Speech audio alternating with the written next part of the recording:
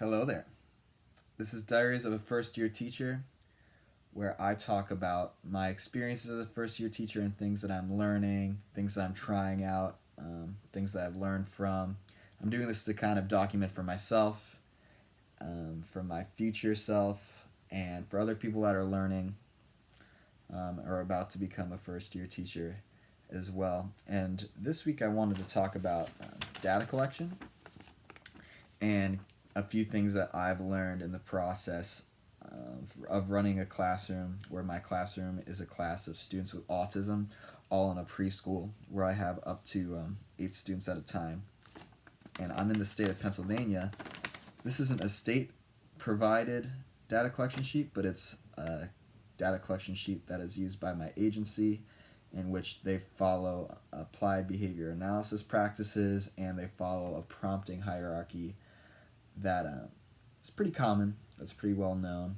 And this isn't about teaching how to do the prompting hierarchy or even to how to set goals for your students, but this is more talking of how I've adapted this particular data sheet and how you might be able to create some if you haven't created your own data sheet for yourself, whether or not you're required to do that, if you're at a typical classroom or even a special ed classroom. I don't know what it's like state to state. Maybe you're not required to have data collection sheets. This is actually something new within the last year or so that they're requiring us to have.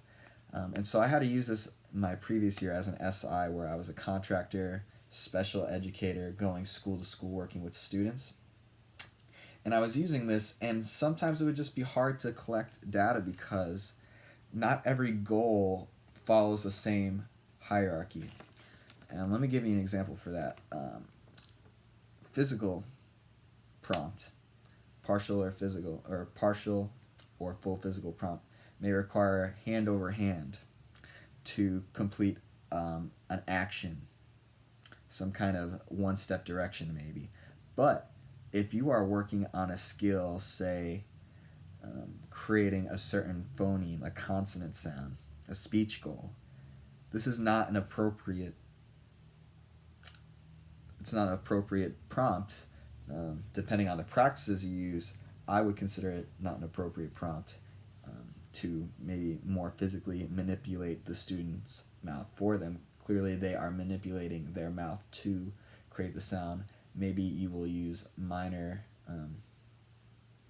adjustments to them, but often practices I've seen, including physical prompts, are not desired by the family or not allowed in the school. Either way, there's goals that may not apply to a visual prompt or a gestural prompt. And I've come across that a few times recently where I'm updating my data sheets for my students. So something that I've been doing is graying out this bar. If you have an online copy, a digital copy, blanking out areas that you don't need, or even adapting it by, say, if there's not a visual prompt required, maybe replacing that category with putting independence on there.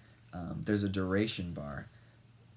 For instance, not every goal requires a duration. If you are working with a student on persevering through a non-preferred activity, that would be an appropriate column to have. But if you are working with something like phoneme, consonant forming, it's not a required field to complete the goal, so I would gray this out. Another thing I would start doing is within our goals, we are required to have benchmark goals, maybe 1 to 5 sub goals that are required for the student to have accomplished the main goal. So I started putting that in the actual goal itself too, in the title, where you can maybe just copy from the digital individual education plan, IEP, and place it in the goal, just the goal itself. But I have started adding the benchmarks because it can be very challenging to remember each benchmark for every one of your students, for every one of their goals. If you have 8 students that have 5 or more goals, it's basically unrealistic to remember exactly what each benchmark is.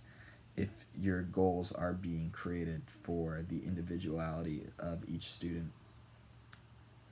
There's so much more you could talk about data collection, but I just want to say I think it's important as a teacher and a person to have goals for yourself. A lot of people talk about creating goals or New Year's resolutions around this time of year. And I think it's good to also keep yourself disciplined in that, to create goals for yourself, not only as a person, but to relate to your students, learning new skills, reaching something that you've always hoped for, rather being a dream, make it become a reality. One thing I did recently was I learned 10 magic tricks, 10 card tricks within about a 4 or 5 day period over the break. While I was spending time with my family, they like to watch TV. I would be working on shuffling cards and such. And so there's different criteria you can have for mastering these goals. My goal was more to learn the tricks. Where if you're creating maybe a more specific goal for your student where the data is meant to expand for a year, you would have more specific criteria. But my criteria for my goal did not include presentation. It did not include how long it took me to complete the trick. It did not require me to perform the trick in front of other people. It just said that I would learn them and be able to complete the trick. So I think this is important for everybody, but especially teachers, for them to be able to relate to their students. This is Diaries of a First Year Teacher. Thank you for listening.